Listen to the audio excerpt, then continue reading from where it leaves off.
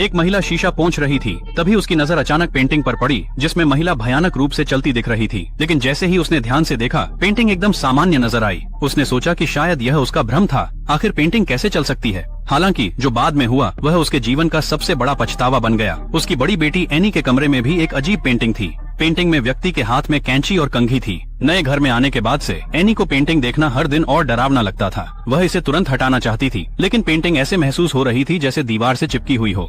Budget से कोई संबंध नहीं था। एनी ने इसे हटाने की बहुत कोशिश की। लग रहा था कि यह सिर्फ पेंटिंग नहीं बल्कि कुछ और है। उस रात जब एनी अपने कमरे में सो रही थी, उसने कैंची की आवाज सुनी। समय स्निप स्निप।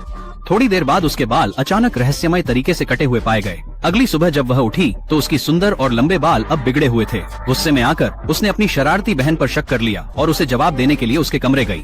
लेकिन उसकी बहन ने उसे बताया कि उसे कुछ भी नहीं पता है। उसने रात भर अपने कमरे में सोकर गुजारी थी और कहीं नहीं गई थी। यह सुनकर एनी हैरान रह गई। जल्द ही फिर एक और रात आ गई। एनी ने बाल धोने के बाद बिस्तर पर जाने की तैयारी की ही थी कि उसने फिर से कैंची की आवाज सुनी।